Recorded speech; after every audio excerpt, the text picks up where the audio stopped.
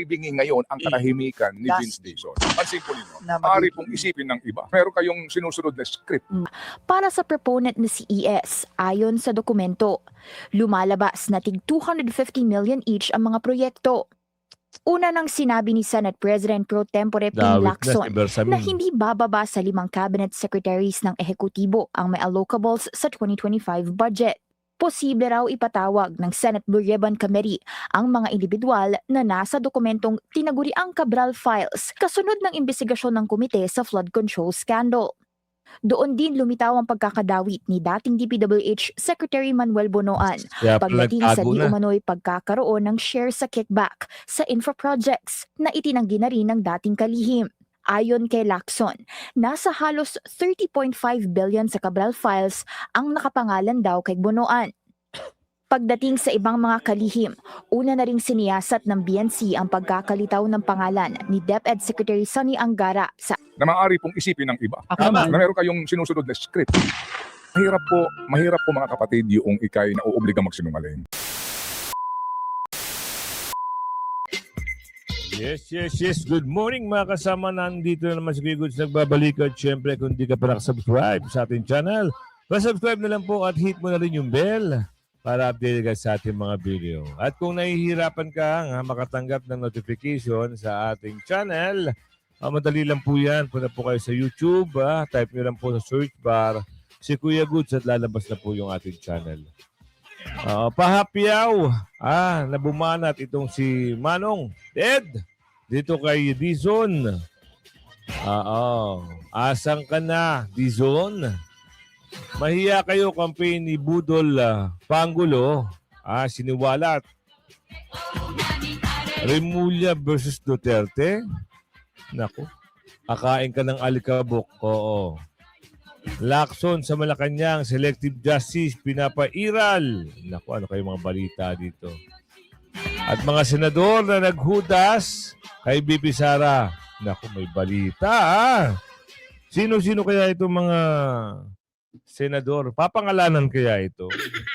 Kilala nyo naman kung sino mga, yung mga ano dyan, mga, kilala nyo naman sila, di ba?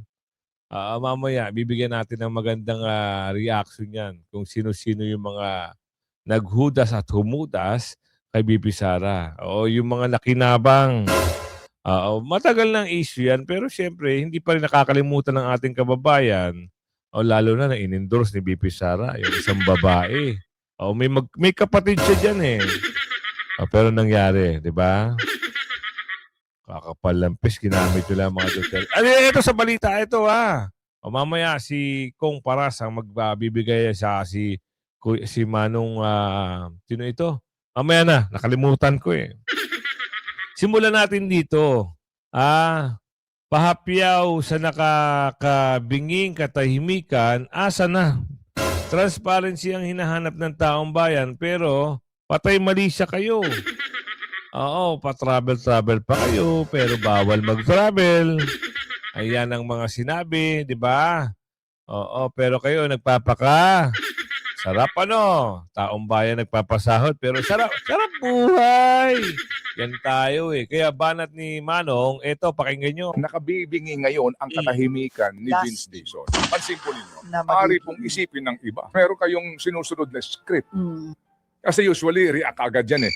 As a matter of fact, sa ICI, di ba, yung mga galaw ho doon, akala mo taga-ICI din siya kung magsalita siya, di ba? Siya po ay mabilis mag-react sa media at magbigay ng panig ng kagawaran at ng gobyerno. Pero ngayon, kapansin-pansin po ang kanyang katahimikan. Ano na? Tahimik mo boy, ang tahimik nila kasi booking eh. Tapos tanggihan dito, tanggihan doon. Yung files, parang patay mali siya na. Samantalang noon, bida-bida. Transparency ang hinahanap natin. Transparency. ICI. Ano na? Ano nangyari sa ICI? Unti-unti nagkakalasan. Parang pakiwari nga ng isang senador, baka pakananan nila yan eh. Para matapos na ang usapin sa flood control. Pero hindi. Iikot at iikot hanggat walang napapanagot. Diba? Big fish ang hinahanap mo, hindi mga dilis. Ano sabi ni Senador Marcoleta? Pinakilaman nyo kasi yung investigasyon eh. nung siya pa ang may hawak ng Blue Ribbon, tapos na sana yung issue na yan. May makukulong na big fish. Yun si Balulong saka si Pangulo.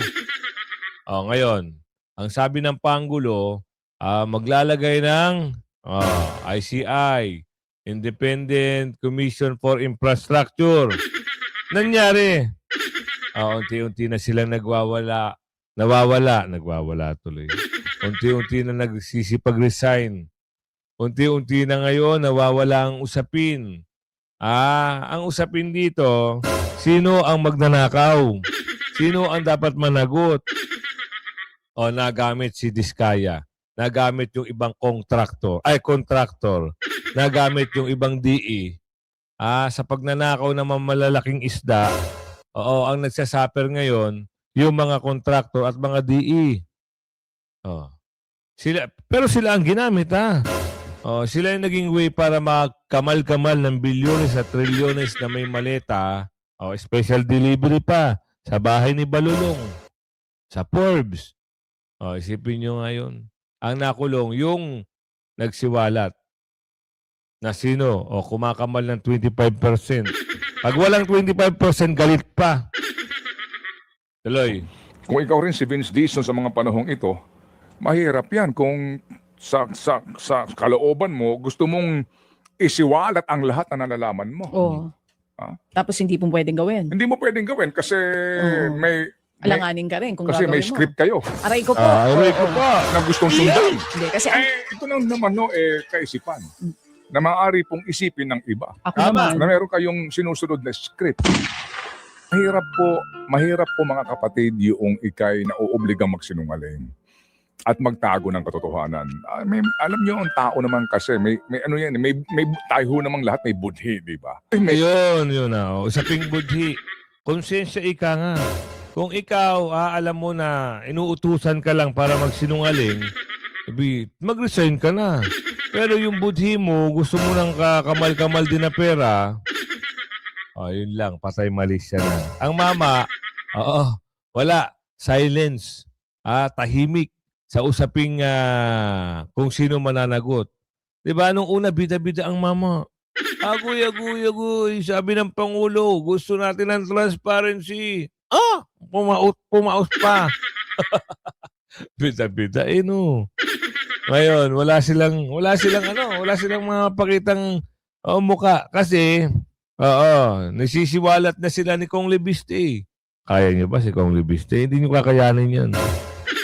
Gen Z at Senadora ang nanay. At bukod doon, may tiwala ang taong bayan. Kaya tigil-tigilan niyo na ha. Kung kayo ay nauutusan, magsipag-resign na kayo kagaya ng ginawa ng iba. Yung mga taga-ICI, nagsipag-resign. Walang pondo walang budget. Kung walang budget, walang sahod ko meron isa nagmamalaki Yung dati, bago sinimulan yung ICI, sabi na kahit daw walang sahod, magtatrabaho sila. Tigil-tigilan nyo kami. Magaling kayo magpaandar. Pasok. May budhi, may itim lang. Ay, itim. Hindi ko malaman kung saan mo hugot ng... Kapal na mukha. Kaya... Hindi, kung ikaw si Vince Dizon, kung ikaw si Vince Dizon, at meron kang kasamahan sa gabinete na nasa sangkot dito, magsasabi ka ba ng katotohanan? Hindi!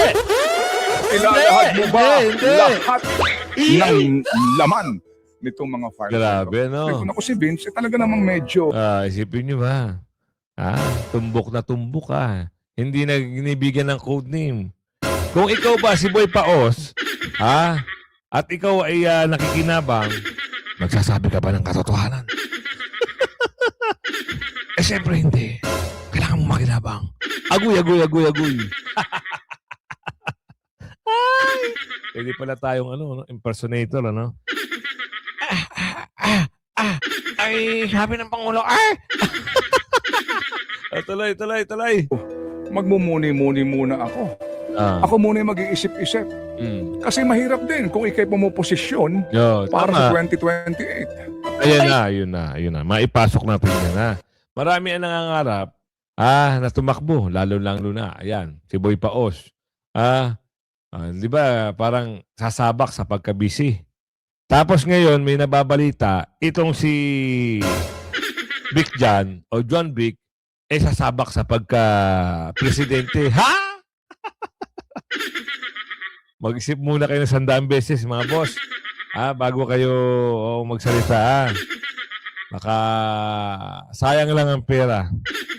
Wala kayong kakauning boto. Oo, kasi hindi naman kayo kilala sa buong Pilipinas. Kayo lang ang nagpakilala sa sarili nyo sa pamamagitan ng maling. Maling. Nagsunod-sunuran kayo sa amo nyo. Nakilala nga kayo pero sa maling. Yung impression ng tao sa inyo, maling-mali. Di ba? Balik tayo kay Boy Paol. Ikaw kasi. Ito na nga, may pasok natin to. Yung mga ganyang bagay na nagpapakilala agad, medyo malayo pa. Pero siyempre, preparation. Kung kayo ho ay boboto lang din, nako, doon na sa tama. Wag kayong boboto sa mga alam niyong gumawa ng kadorobohan, sa buwatan, group effort, lalo-lalo na sa ginawa nila kay Tatay Digong, tigil-tigilan nyo. At doon sa kampo ni Bungit-ngit, ng Pangulo ng Pilipinas, kung sino man ang endorso nila, nako, wag. Sira na naman ang negative 3. Hindi ka pa nagpasalamat, nag-negative 3 ka. Paano ka negative 0? Sino yung endorso mo? Katingin mo, may maniniwala pa sa'yo, Bungit-ngit. Mahiya kayo, campaign ni Bungit-ngit. Budol na naman. Agoy. Yan, sabi ko sa inyo, di ba? Hindi pa natatapos ang usapin sa budol. Ano naman yung pambubudol na ginawa? Nito lang. Wala silang Mary. Magpapasko sila sa kulungan. Bumanat na naman yung under. Mamaya may bibigay ako sa inyo yung video. Tiyak naman bubuwisit kayo. Mukha pa lang. May banat nga yung babae na yun, yung under na yun. Binanatan si BP Sara na kamukha daw yung dal. Kamukha daw. Nung gumawa yung mga tao, yung mga kababayan natin na magaling sa mga graphics, yung mga graphic artists, anak ng mas kahawig niya pala yung tsakadal. Itong si Under.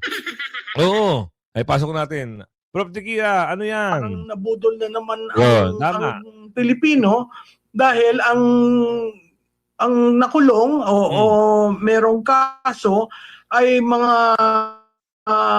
DPWH engineers at saka ang pinapalabas ngayon ang pinakamalaking ang kontratista, ang mag-asawang Diskaya.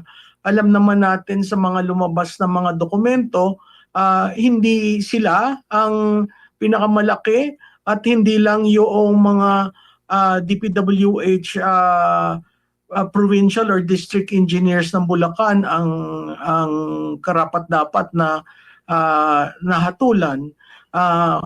Ang nakakalungkot, wala talagang malaking isda, puros dilis ang nakuha. Walang katorya-torya yung mahiya naman kayo. After 156 days, wala pa rin tayong nakukulong. So tuwing papalapit tayo ng papalapit, biglang proprotektahan ang liderato para hindi umabot sa kanya. Ako nagtataka dun sa nangyaring may minention si congressman ko, tapos immediately nagbitaw yung mga opisyal na yon. Bakit hindi pinatawag? Bakit hindi tinanong? Both ang mismong Pangulo at eto kita nyo, pansinin nyo, nabanggit na rin ni Prof. Tikia yung mga nagre-resign. Nung nai-issue na, yung pangalan ni Bunuan, nag-resign. Tama, di ba? Sabay takbo ng Amerika. Ang sabi, sasamahan yung asawa. Ngayon, hanggang ngayon, blanco kung nasaan. Di kakampi nila yun, ha? Ito pa, dinawit din ni Saldico ang pangalan ni Bersamin at yung pamangkin ni Bersamin. Nag-resign din. Nag-resign. Oo, nag-resign din. Tapos, nadawit yung DBM. Nag-resign din. Ngayon, wala silang investigasyon doon. Yun na lang. Yun na lang ang makikikwento natin sa kanila. Kaya halos lahat ng script nila, kaya sabi ni Manong Ted, yung script nila, talaga namang magugulat ka. Pag nakikinabang ka, talagang tatahimik ka. Pag may nangangarap at mangangarap ka, palagay natin nangangarap itong mga ito eh. Sobra ang pangarap na, makatakbo ng mataas na pwesto. Pasensya na kayo mga boss, amo. Hindi kayo tatangkilikin ng taong bayan. Tama, tuloy. Communications sa office po ng presidente ang nagsabi po na merong makukulong, merong mapapanagot bago magpasko, may magpapasko sa kulungan. Ano po yung ini-expect nyo during that time at na-meet ba yung expectation kung sino talaga yung makukulong? Well, ini-expect ko talaga may makulong na kongresista o yung nahalal ng bayan. Kaya nga ang reaksyon ng tao ganito dahil yung hinalal nila parte sa kaguluhan, no? Hindi ko ikinagulat na wala, pero nangako siya eh. So ang akin nga parang nabudol na naman ang Pilipino. Tama. Dahil ang nakulong o merong kaso ay mga DPWH engineers at saka ang pinapalabas ngayon ang pinakamalaking kontratista, ang mag-asawang Diskaya. Alam naman natin sa mga lumabas na mga dokumento, hindi sila ang pinakamalaki at hindi lang yung mga DPWH provincial or district engineers ng Bulacan ang karapat-dapat na nahatulan. Ang nakakalungkot, wala talagang malaking isda, puros dilis ang nakuha. Bakit Prof. Vicky, bakit meron nagbibida-bidahan na isang babae na sinasabi, yung big fish daw ay si Diskaya. At maghintay-hintay lang daw at marami pang isusunod. Ikaw na ho bahala. May papakita ako sa inyo. Kayo hong taong bayan ang humusga dito sa babae na ito. Ano masasabi nyo dito? Ako ho, hindi ko kilala ito eh. Kaya natatawa na lang ako. Bakit meron siyang statement na yung big fish daw na hinahanap, si Diskaya? Hindi ho.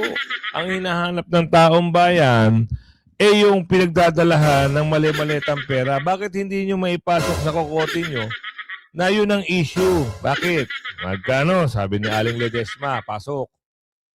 Nahuli. Ang word na ginamit, asan na yung mga big fish? Yusek. Hindi kasi Nakakasuhan at ikukulong. Oo. Actually, sa apat na buwan, ang dami na nangyari. Alam natin yan, Orly. Kaya lang, ito na naman tayo eh. Dapat bakit lagi na lang kay Pangulo sinisisi? Una, may independent commission. Ang bilis magtrabaho. Nandiyan ang ombudsman. Nandiyan ang DOJ. Once na submit yung... Alam, ma'am, wait lang po Mukhang masyado naman kayong dire-diretso. Wala kayong preno-preno eh. Mabilis daw magtrabaho. Nagsipag-resign nga, ma'am. Ano po ba nagawa ng ICI? Hindi nga pinalabas yung mga malalaking isda eh. Di ba nga nasa executive session sila? Bakit hindi minidya? Yun pala yung pinagmamalaki ni ma'am. Complaint or recommendation for filing, nasa kamay na po yan ng ombudsman. Ngayon, ang pangako ng Pangulo, maraming hindi magiging merry ang Christmas. Bilangin natin ang lahat na naaresto since then. Wait lang, ma'am. Peace. Merry ang Christmas ko. Pero natatawa ako sa inyo eh. Happy holiday na rin, yung big fish ho ang hinahanap. Bakit nyo ba sinasabi na si Diskaya ang big fish? At marami pa ang susunod. Ngayon, pwede ba, pakisabi doon sa sinasabi nyong ICI, pwede ba iharap nyo yung talagang dapat iharap? Bakit tinatago? Bakit parang meron kayong pinagtataguan? Parang may kino-cover up. Ngayon ito ang question. Itong mga huling mga araw, bakit isa na lang ata ang natitira sa mga itinalagang investigador dyan sa ICI? Ano nangyari? Ilan na ang may warrant of arrest? Ilan na nagtatago? Ilan na nakakulong? Including na natin ang yung pinakamalaki, sasabi, yung Diskaya, ba? Hindi sila pinayagan sa Nakita nyo, yung pinakamalaki daw yung Diskaya. Ay, ito, may tanong. Tatanong lang kami, ma'am, huwag ka magagalit, ha? O, ang tanong namin ganito. Since total naman, hinahihian na ng kaso itong si Balulong at si Saldico, bakit hindi na lang imbestigahan din at ba't ayaw humarap sa Senado? Tapos ngayon, i-refer nyo ngayon doon, sa ombudsman. Eto na lang, tatanong lang uli kami. Bakit hindi imbestigahan ng DOJ at ombudsman yung sinasabi nyo since nirefer na sa DOJ at ombudsman itong mga kaso na galing sa ICI. Nagtatanong lang Huwag kayong balat sibuyas, sa gobyerno kayo nagtatrabaho. Tuloy. follow. Yung request nila for follow. So, ito ay inisyal lamang na mga gawain. Tama naman ang Pangulo maraming hindi magbe-Merry Christmas. Pero, hindi naman niya tinumbok agad na ito si ganyan, or si congressman ganyan, o si senator ganyan. Wala siya sinabi. Ang sinabi lang niya, maraming hindi magiging merry ang Christmas. Tinupad niya naman yun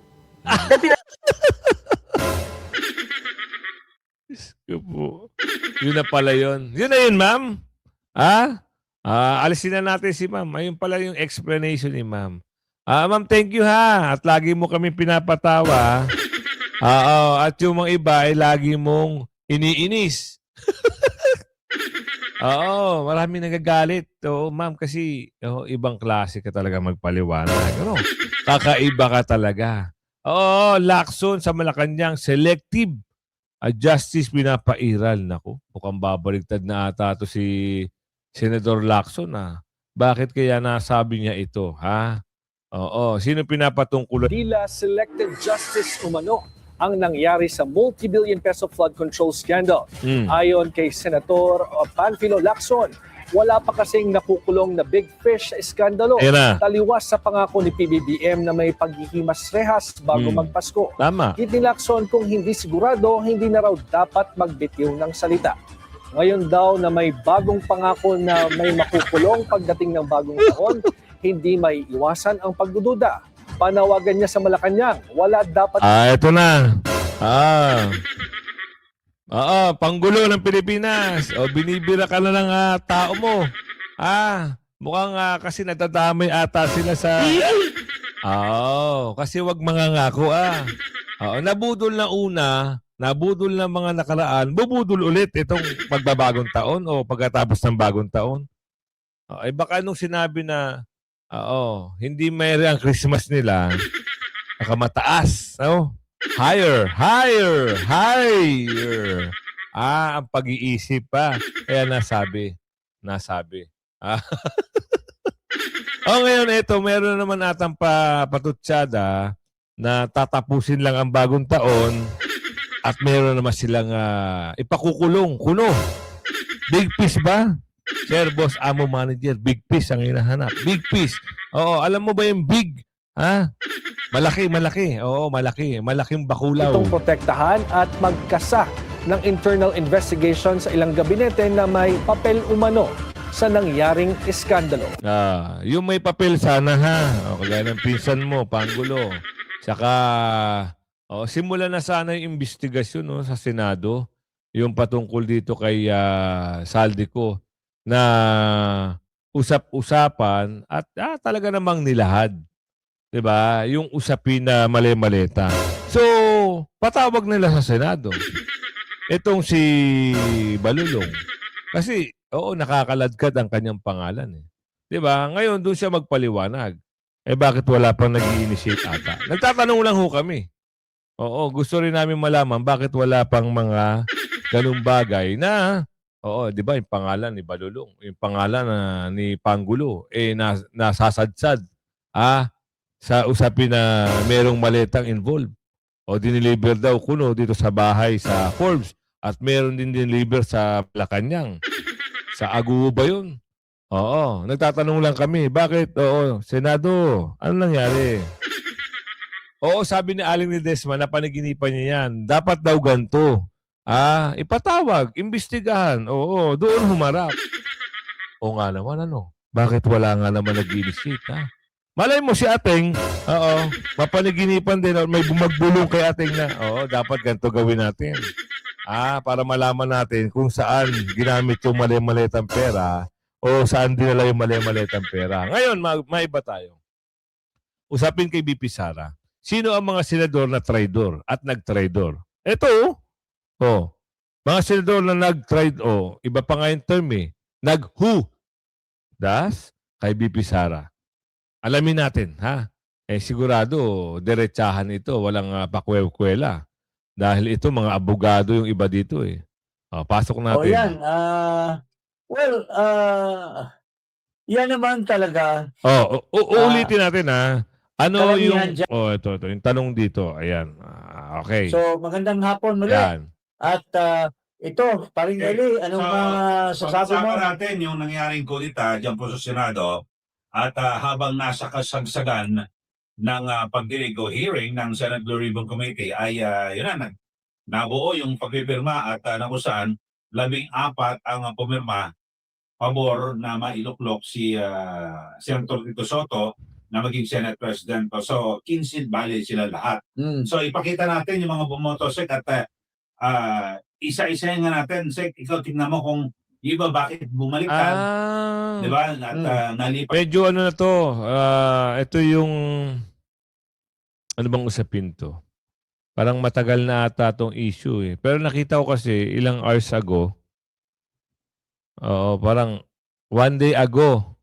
So, alamin pa rin natin kung sino yung mga senador na bumoto saan. Pat yung mga lang suporta at tila nagudas sa Duterte Black Sheep. Sige, panoorin natin. Ayan, sir. Yan.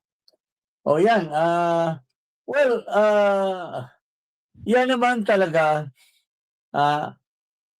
Karamihan dyan ay mga may utang na loob kay Duterte. Kay Marcos. At bago yan nangyari, tila nag-meeting si Soto at saka si Marcos. Mayroon tayong ipapakita na video mamaya. Na talagang ang nangyayari dito ay hindi talaga dahil popular or famous or may hatak si Soto, kundi gumalaw talaga si Marcos Jr. Naku. Kasi nakikita niya na kung magpatuloy si Marcoleta, maraming masasagasaan na mga pinoprotektahan ni Marcos. Siguro maganda. Mamaya, iunahin mo natin yung video na sinasabi mo, Sek, na para nag-usap. Okay, sige. Bago natin ipakita yan, isa-isahin natin yung bumoto. paano nangyari yan? Rebound na yan. Ito, si Marcos ang may kinalaman yan. Malamang. Wala bang mangyayari dyan kung hindi may kinalaman si Marcos? Ang pagpalit sa Senate leadership sa wake ni Judy Araneta kung saan 1 oras daw nag-usap sina Soto at Pangulong Bongbong Marcos. Booking. Pagpalit ng Senate President, matagal ng video ito Nung biglang pagpapalit, kita nga sa camera, no?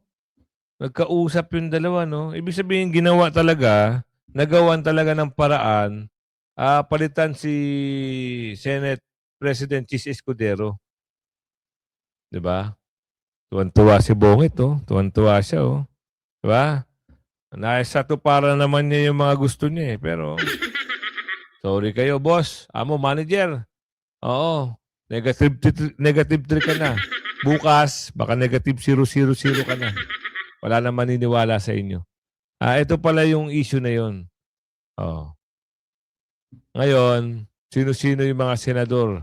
Ito yung nagboto Yung mga senador na bumoto dito kay 2000. Sira din ang karir, di ba? Di ba? Sabi ko sa inyo 70 proyekto request ng isang ES at SAP sa ilalim ng OP agenda. Nako, ano naman kaya itong usapin na ito? Executive Secretary, tsaka... Oo. Grabe, no? Ibang klase ang mga proyektong hinawakan. Ito ata yung sinasabi doon sa balita na mayroong proyekto na kahit hindi na distrito ay nagkakaroon. Pero hinahabol pa rin ang iskandalo sa patuloy na pagkalkal ng Bilyonaryo News Channel sa hawak naming DPWH leaks. Isang Ayan na, PSA lagot personnel kayo. ang may project wishlist din umano. Narito ang exclusive Agenda Weekend Report ni Hannah T. Naglitawan ng humigit kumulang 8.3 billion peso worth of projects na para umano Agoy. sa isang ES ayon Pero sa sa nakalat ng Min, Bilyonaryo Min. News Channel na DPWH leaks file. Sa dokumentong ito nakalaman ang di umano'y proponent ng mga infra project ng DPWH pagdating pa lang sa 2025 National Expenditure Program o NEP. Sa aming pagsusuri sa records, nasa lagpas 70 projects kung saan proponent sina ES at SAP na mula raw sa OP. Isang flood control Nako po. Pati ba naman executive secretary tsaka ano ba itong SAP na to? Parang ito yung posisyon ni ano eh. 'Di ba? Executive secretary mabibigyan ng proyekto. Wow! Isang malaking pandudurobo. 'Di ba? Pati ba naman kayo? Oh, Diyos mio, marimar naman. Oh. riverbank structure sa Zambales na may 3 phases ang natuklasan naming may proponent na nagngangalang ESA Bersamin. Agoy, ayun na. Nasa tig 100 million Sabi na ang eh. tatlong nasabing phase. Base pa sa dokumento, hindi lang sa flood control structures tila proponent ang may code na ES. Karamihan ay drainage system at retention basin na kadalasan ay pumapatak na tig 50 o 100 million sa Grabe, iba't ibang no? syudad sa NCR. Ang may pinakamataas na amount ay ang pagpapa-install ng solar streetlight sa kahabaan ng Tagaytay Nasugbu Road na nasa 300 million pesos. Sino kaya to? Sinubukan naming silipin ang accomplishment rate ng proyekto pero ayon sa DPWH Transparency Portal, hindi pa nasisimulan ang installment ng solar Agoy. streetlights sa nasabing Ay, kalsada. Talamak din ang Kaya pagpapagawa natataka ako sa Tagaytay Road, eh, wala namang streetlight doon. Madilim. Meron lang patsi-patsi. Tapos 300 million. Kinubra. Tapos wala pang, hindi pa nakalagay. Agoy-agoy. ng mga kalsada at river structure sa Mindoro area para sa proponent na si ES ayon sa dokumento. Lumalabas na tig 250 million each ang mga proyekto. Una nang sinabi ni Senate President Pro Tempore Ping Dawit na si Lacson Bersamin. na hindi bababa sa 5 cabinet secretaries ng ehekutibo ang may allocables sa 2025 budget. Posible raw ipatawag ng Senate Blue Ribbon Committee ang mga individual na nasa dokumentong tinaguriang Cabral Files kasunod ng imbestigasyon ng komite sa flood control scandal. Doon din lumitaw ang pagkakadawit ni dating DPWH Secretary Manuel Bonoan Kaya pala pagdating sa nagtago di na. umano'y pagkakaroon ng share sa kickback sa infra projects na itinanggi na rin ng dating kalihim. Ayon kay Lacson, nasa halos 30.5 billion sa Cabral Files ang nakapangalan daw kay Bonoan. Pagdating sa ibang mga kalihim, una na ring siniyasat ng BNC ang pagkakalitaw ng pangalan ni DepEd Secretary Sonny Angara sa aming nakalap na DPWH leaks. Nasa 105 projects ang nakalistang si Angara umano ang proponent sa 2025 NEP projects. Nako. 92 sa 105 na ito, mga proyekto sa Aurora, ang kilalang baluarte ng mga Angara. Kay Angara nakapangalan ang mayorya ng mga proyekto pagdating sa hanay ng mga senador. Corroborated Busog, ang ano? Busog. listahang DPWH leaks file sa 2025 NEP ng DBM at DPWH contracts. Para sa Agenda Weekend, Hannah T. Lumalabas dito, kaya tumalilis papuntang Amerika, may pangalan. Merong leakage na kasama ang pangalan ni Secretary Bonoan. Ano nangyari Pilipinas? Angara dawit din. Yun ang balita. Alam nga naman gagawa tayo ng kwento rito. Diba? At yung SAP, alam ko, sino ba yung SAP na yun? Maputi ang buhok nun eh. Kajaming ba yun? Kasi kakilala ata ko, kumpadre ni Bongit. Di ba? Nako po, Diyos mio. Sama-sama na kayong mga durobo. Di ba? Kung umabot ka sa video natin ito ang isang muli, pakilike and share ho. At huwag kang makakalimot, mag-subscribe, hit yung notification bell. Yan ang importante. I-bell all nyo para everyday meron kang update. Bye-bye!